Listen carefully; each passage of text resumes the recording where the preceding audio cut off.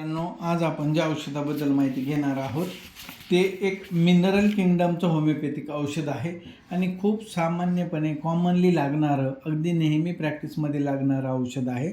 आणि हे antimony, crude अँटीमनीपासून बनवलेलं औषध आहे. त्याचं नाव आहे अँटीमोनियम क्रूडम, जे की क्रूड अँटीमनीपासून बनवलेलं औषध आहे. या औषधाचे सर्वसाधारण लक्षणं आहे. या औषधाचा परिणाम जठर म्हणजे स्टमक, पचनेंद्रिय, मन व त्वचा, नखे यावर होतो. विकार एकदा या बाजूला एकदा त्या बाजूला असं साईड बदलत असतो आणि हे व्यक्ती आधाशी असतात. जठराचे विकार, मानसिक भावना व त्वचेचे विकार यांचा एकमेकाशी संबंध या औषधामध्ये असतो. कोणतेही विकार झाले म्हणजे पोट बिघडते किंवा पोट बिघडल्यानंतर कुठलेही इतर विकार उद्भवतात. विशेषतः वृद्ध लोक असतील किंवा लठ्ठ इसम असतील त्यांच्यासाठी हे एक चांगलं औषध आहे. गाठी आणि गाठ्याळ प्रकारचे लक्षणं ह्या औषधात आढळतात. मग तो स्त्राव असेल, शौच असेल, व्हाईट डिस्चार्ज असतील किंवा नखाखाली गाठी आलेल्या असतील किंवा नखामध्ये, त्वचेमध्ये गाठी दिसत असतील तर त्या ठिकाणी हे औषध उपयुक्त आहे. आणि वेदनांचा अभाव हे खूप महत्त्वाचं लक्षण या औषधात आहे. ज्या ठिकाणी आपल्याला वाटतं की वेदना व्हायला पाहिजेत त्या ठिकाणी ह्या व्यक्तींना वेदना नसतात. भेगा पडतात, डोळ्याच्या कोपऱ्यात भेगा पडतात, ओठांच्या कोपऱ्यात भेगा पडतात, नाकापुड्यांच्या तिथे भेगा पडतात, पण त्या ठिकाणी वेदना नसतात. घाम येऊन गेला म्हणजे अंग तापते आणि मग नंतर तहान लागते आणि सारखं झोपा वाटतं किंवा लोळा वाटतं. ॲसिडसारखं डिबिलिटी ह्या औषधात असते. आणि उष्ण हवेने थकवा येतो आणि विशेषतः उष्ण हवेने थकवा येतो, त्यामुळे उन्हाळ्यात या लोकांचे विकार उद्भवतात. या लोकांना ऊन बिलकुल सहन होत नाही. मानसिक लक्षणामध्ये प्रेमभंग झाल्यामुळे जे विकार उद्भवतात त्याच्यासाठी एक महत्त्वाचं औषध आहे. घंटेचा जो आवाज असतो, घन असा जो आवाज येतो, ह्या लोकांना ऐकवत नाही. आणि जे विकार उद्भवतात ते सारखं जागा बदलतात. पल्सेटिलामध्ये पण आहे की विकार जागा बदलतात. एकदा या बाजूकडून त्या बाजूकडे, त्या बाजूकडून या बाजूकडे असं जागा बदलणं चालू असतं. साधारणतः 5-6 आठवड्यांनी किंवा 12 आठवड्यांनी एकदा हे विकार पुन्हा पुन्हा उद्भवतात. 12 आठवड्यांनी म्हणजे जवळपास 3 महिन्यांनी. अस्वस्थपणा व स्नायूंना कंप असतो. थोड्याशा आवाजाने सुद्धा हे लोक दचकतात. त्वचेचे रोग किंवा एखादा अल्सर असेल आणि त्याला मलम लावला असेल तर त्यानंतर जे विकार उद्भवतात त्याच्यासाठी हे एक औषध आहे. पाण्यात पडल्यानंतर किंवा पोहून आल्यानंतर जे विकार उद्भवतात त्याच्यासाठी पण हे खूप चांगलं औषध आहे. अंगावर जलयुक्त सूज आलेली असते. या लोकांमध्ये मुळदूस असतो म्हणजे हातापायच्या काड्या आणि पोटाचा नगारा असतो. स्वभाव हळवा असतो, विशेषतः जेव्हा चंद्रप्रकाश असेल किंवा रात्र आणि सायंकाळ ह्याच्यामधला प्रकाश किंवा हागून लागलेले असताना किंवा जेव्हा पाळी चालू असते अशा वेळेस हे लोक जास्त इमोशनल होतात. वात रक्त बरं झालं, गाऊट बरा झाला की पोटाचे विकार उद्भवतात. संधिवात, सांधे वेडे वाकडे होतात. लहान मुले आणि ज्यांची लठ्ठ होण्याकडं प्रकृती आहे अशा तरुण लोकांना हे एक उपयोगी औषध आहे. ह्या लोकांचे मानसिक लक्षणे, हे लोक त्रासिक असतात, चिडखोर असतात, दुर्मुखलेले असतात आणि स्वभावाने तुसडे असतात. ह्यांच्याकडे नुसतं पाहिलं, ह्यांना स्पर्श केला तर ह्यांना आवडत नाही, नको वाटते. आंघोळ घालताना लहान मुलं विशेषतः किंचावळ्यास लागतात. या लोकांना आयुष्याचा तिटकारा आलेला असतो, अन्नाचा तिटकारा असतो, आंघोळीचा तिटकारा असतो. सल्फरमध्ये पण आंघोळीचा तिटकारा असतो, पण तिथं पाण्यामुळं आवर्जन आहे. ह्या लोकांना पाण्याचा, अन्नाचा आणि आयुष्याचा तिटकारा आलेला असतो. समाधी लागल्याप्रमाणे तंद्री होते, स्वभाव हळवा असतो. चंद्राच्या प्रकाशात बघितल्याने ह्यांचं मन हळवं होतं किंवा मोहित होतं. स्वतःच्या नशिबाबद्दल सारखं चिंता वाटत असते की पुढं काय होईल, काय नाही. आणि ह्या लोकांमध्ये आत्महत्या करण्याची प्रवृत्ती असते, जी की पिस्तुलाने गोळी स्वतःवर झाडून घेऊन आत्महत्या करावी असे या लोकांना वाटते. कोणाशी बोला वाटत नाही. प्रेमासंबंधी यांची भावना उच्च असते. स्वतःच्या कामात हे लोक इतके व्यग्र असतात की हे तहान भूक विसरून जातात. डोकेमध्ये गार पाण्याने आंघोळ केल्याने किंवा गोड खाल्ल्यानंतर डोके दुखते. एक तर गार पाण्याने किंवा गोड खाल्ल्याने डोके दुखायला लागते, कपाळ दुखते आणि त्याच्यानंतर नाकातून रक्त यायला लागते, कपाळ जड होऊन घेरी येते, मळमळ होत असते, कातडी खाजवत असते आणि केस गळत असतात. डोळ्यामध्ये पापण्या सुजून लाल होतात, डोळ्याचे कोपरे भेगा पडून लाल होतात. फार दिवसाचे जर डोळे आलेले असतील आणि उजेड सहन होत नसेल तर, आणि विस्तवाकडे पाहिल्यानंतर जर खोकला येत असेल, पापण्याच्या कडावर फोड येतात, कानाभोवती ओलसर पुटकुळे येतात, कानाला फडके बांधले किंवा काहीतरी पान चिटकले असं वाटून कमी ऐकायला येत असतं, नाकामध्ये खपल्या बसतात, नाकाला भेगा पडतात, नाक हुळहुळ होते, श्वास आत घेताना गार झाले आहे असे वाटते, सर्दी थांबली की डोके दुखते आणि नाकावर असणारा इसब हे एक महत्त्वाचं लक्षण आहे.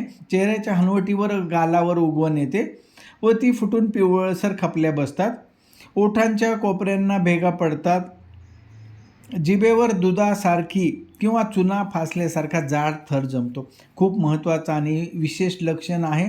जेव्हा जिभेवर जाड काहीतरी साय आहे जिभेवर किंवा चुना फासलाय अशा प्रकारचं जर कोटिंग असेल तर नक्कीच ते अंटिम क्रूड आहे.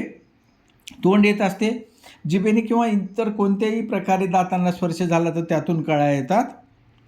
बसलेल्या स्थितीत झोपले जर हे व्यक्ती तर ते दात खात असतात. पाळी यायच्या अगोदर या लोकांचे दात दुखतात.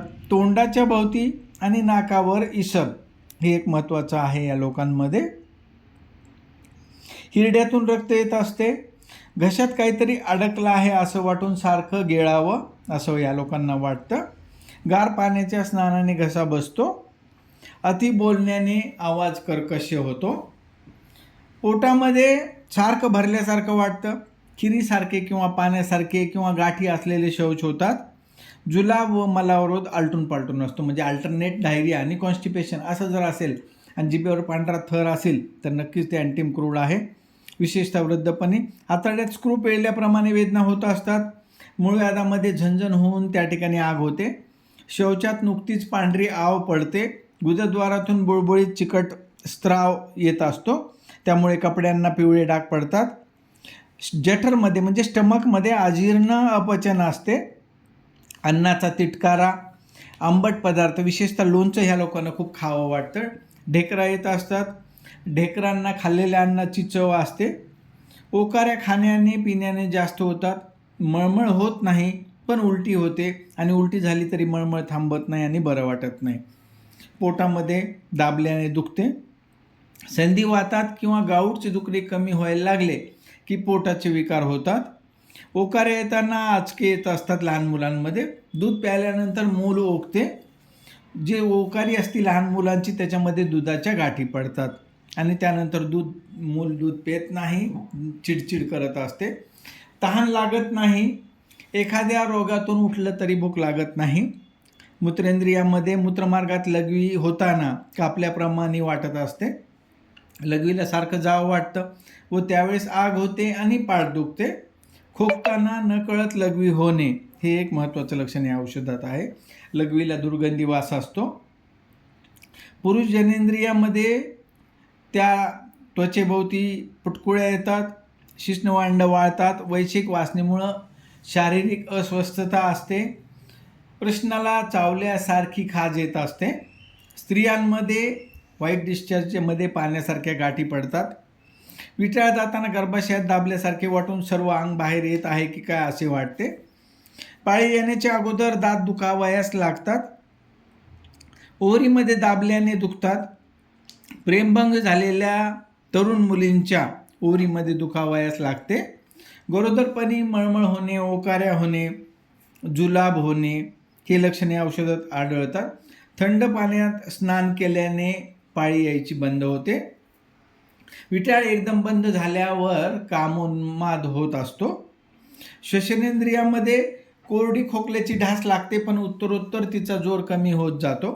डांग्या खोकल्यासारखा खोकला असतो आणि विशेषतः विस्तवाकडे जर बघितलं, आगीकडे बघितलं किंवा उन्हात गेलं तर खोकला वाढतो, छातीमध्ये आग होत असते, खाज येत असते, कफ खूप पडतो आणि कफ पडल्यानंतर खोकला येतो, आवाज बसतो, काही केल्या आवाज मोकळा होत नाही, घोगरा आवाज येतो आणि अंग उष्णतेने तापल्याने आवाज बसतो, उन्हात फिरल्याने आवाज बसला असेल तर अँटिम क्रूडच आहे, बाहेरून गरम खोलीत आल्याने खोकला येतो, मानपाट उठताना माकड हाडात दुखत असते, चालताना बरे वाटते, मानेला व पाठीला खाज येत असते, नखाखाली दुखते, नखे फुटतात, नखे वेडी वाकडी शिंगाप्रमाणे वाढतात व त्याचा रंग बदलतो.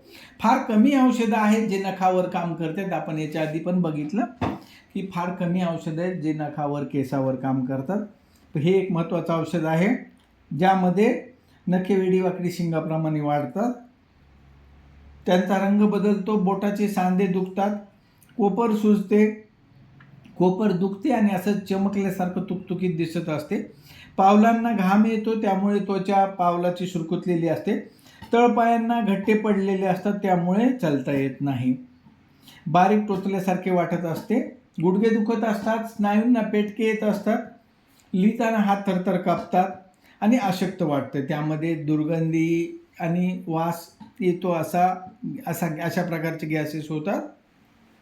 टाचा दुखण्यामध्ये कोपराचे स्नायू बंद, सुजणे, दुखणे, तो भाग लाल होणे, सांधा आकडणे हे यासाठी एक महत्त्वाचं औषध आहे. पावले चालताना वेडी वाकडी पडतात, दिवसा खूप झोप येत असते, सकाळ झाली तरी उठवत नाही, म्हणजे झोपाळूपणा आणि थकवा ह्या लोकांमध्ये खूप असतो, विशेषतः ओल्ड एजमध्ये. तापीमध्ये घाम येतो पण ताप कमी होत नाही आणि घाम येऊन गेल्यानंतर तहान लागते. टायफॉईडमध्ये ताप नसला म्हणजे पचनेंद्रियाचे विकार उद्भवतात, म्हणजे जेव्हा टायफॉईड होतो तेव्हा ताप असते, ताप कमी झाले की पोटाचे विकार होतात. त्वचेमध्ये भाजल्यासारखे पोळल्यासारखे फोड येत असतात, घाम गळवे, हिशोब गोल असतो, पित्ताच्या गांधी येतात, लाल कडा असलेल्या पांढऱ्या अतिशय खाज सुटणाऱ्या गांधी असतात, अंथरुणात निजल्याने खाज जास्त सुटते, गार पाण्याचे स्नान सहन होत नाही, गोवर कांदणे आल्याप्रमाणे अंगावर पुरळ येत असते व घट्टे पडतात. पुरळ तर खूप साऱ्या औषधामध्ये येते, पण त्या पुरळ आल्यानंतर घट्टे पडणं हे अँटिमक्रूडचं लक्षण आहे. टणक चामखिळी त्वचेवर येतात, चामखिळी वेगवेगळ्या प्रकारच्या असतात, पण ती जर टणक असेल तर नक्कीच अँटिमक्रूड आहे. लक्षणांचं वैशिष्ट्य असं आहे की थंड दमट हवेत लक्षणं वाढतात, थंड पाण्याने स्नान केल्याने किंवा उन्हात गेल्याने अंग गरम झाल्याने, आंबट पदार्थ आवडतात पण खाल्ल्याने त्रास वाढतो, गोड पदार्थांनी पण त्रास वाढतो, उष्णता, उन्हाळ्यात उन्हात फिरल्याने किंवा विस्तवासमोर बसल्याने, चंद्रप्रकाशात, जिना चढताना आणि स्पर्शाने ह्या लोकांचे आजार वाढतात.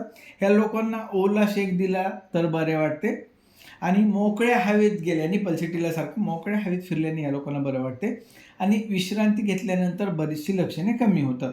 तर आज आपण एक अत्यंत महत्त्वाचं औषध बघितलं, अँटिमनिम क्रूडम. पुढल्या याच्यात आपण कोणतं औषध बघायचं जरूर कॉमेंट करून सांगा. धन्यवाद.